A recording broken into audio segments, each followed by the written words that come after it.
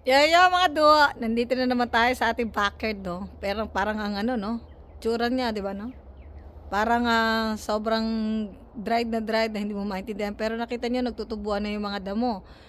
Senyalis yan na mayroon talagang pwede nang tumubo. So, while we're waiting for the summertime or springtime to go, ang gagawin natin is, nakuha ko na pala yung mga saging. Ito na, pakita ko sa inyo yung saging. Actually, ang mahal ho ng saging dito sa ibang bansa, hindi yung pinaka nakakain. Mura lang naman yun, pero yung dahon niya ang mahal. So, itong saging na to, hindi pa kasi ito namumunga. So, hayaan, pag ganitong tuyo na yung saging nyo, mga do, huwag nyo tong puputulin. Kasi pag tinabas nyo to, katulad ng gano'n, no, yun, no. Yan na, tinabas nyo siya ng ganyan, hindi na yan mamumunga. Kasi babalik yan sa pagkabata. Hayaan nyo siya mag-shoot ng panibago niyang, tawag dito, panibago niyang katulad dito, panibagong dahon niya. Kasi pag tinanggal nyo to, pinutol nyo dito, for example, kinalahati nyo siya, babalik to sa pagiging 5 months. Ang saging kailangan ng 1.5 year. Itong saging na to, ewan ko sa ibang saging. Kailangan niya ng 1.5 year bago siya, magbunga. So, hayaan nyo lang siya kasi itong mga saha niya, ito, lapit tayo, no? Yan, no? Dried na siya, pero nakakatulong yan para hindi ma-frost yung buong puno niya. So, yung loob nito, katulad nito, konti lang naman yung saha niya, pero na-survive niya pa rin yung winter. So, nagsushoot na siya ng panibagong, panibagong dahon.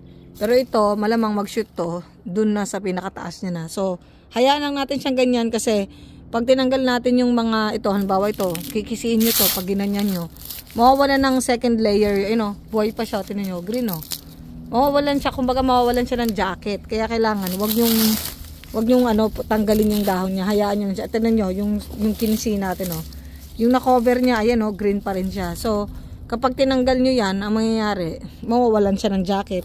Tendency, bumalik siya sa pagkabata. Hindi kayo magkakabunga ng saging. Anyway, so may shoot siya dito. How many is this? 1, 2, 3. May 3 shoots siya. Pero mag-shoots pa rin to. Like this one, tinanggal ko na yung mga nakapaligid niyang shootings, no?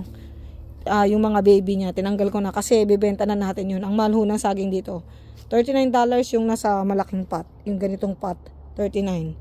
Ewan ko lang ngayon kasi yung huli kong nakita sa Walmart, 39 bucks. Pero ito, syempre, pag mas mura benta mo, 10 piso lang, malabang, mas bili na lang sa'yo. So ito, tatanggalin na natin to kasi gagawin natin itong taniman ng ibang halaman, no? Talong.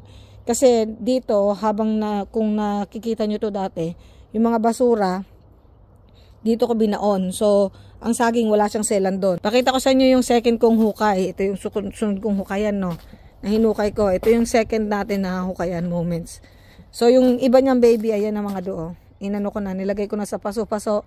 Ready for benta. Anyway, ito na yung isa niyang baby. Ayan siya, Inilagay ko na siya dito. Nakita nyo dahil pambasura, hindi pa nabubulok. Ito yung saging. Ito siya. So, pinutol ko na yan. Hayaan ko lang siya magdahon dyan kasi yung dahon niya mapapakinabangan natin. Mas marami pa tayong mabibentang dahon dito. Ayan siya.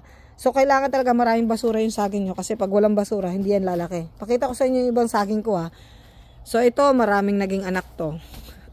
Lumaki talaga siya.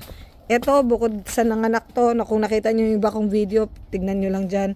Yung mga previous ko, marami itong naging anak, marami din siyang naging bunga. Ito yung saging ko. Ito, kawawa naman. Ito yung saging na walang basurang nakabaon. Wala ni isang anak, ang liit niya, hindi siya lumaki. Wala siya naging anak, tingnan nyo, sa paligid nyo. Walang baby, kawawa naman, kasi wala siya naging sustansya.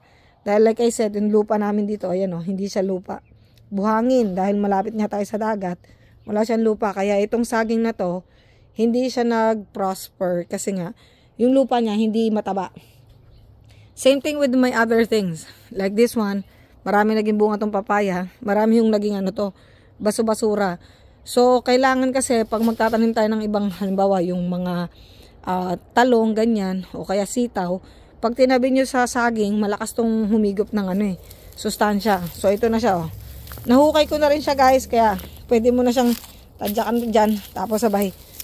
Actually, kung napanood nyo yung sa mga Chinese, yung ilalim nito, guys, yung pinakasahan niya, ayan, yung pinaka, dito punuan niya, pwedeng gawing saging na gel, yung ganyan, nga lang matyaga yun. wala akong ganun tiyaga. Ang dami natin kasing trabaho, kaya gusto ko sanang itry yun. Kaso nga lang, hindi kaya ng powers ko. But anyway, ayan na siya. So much for this saging video. Ang laki ho ng tubo sa saging, lalo na yung dahon ng saging ang mas malakas kumita dito. Kasing lakas niya yung kita sa bunga ng saging.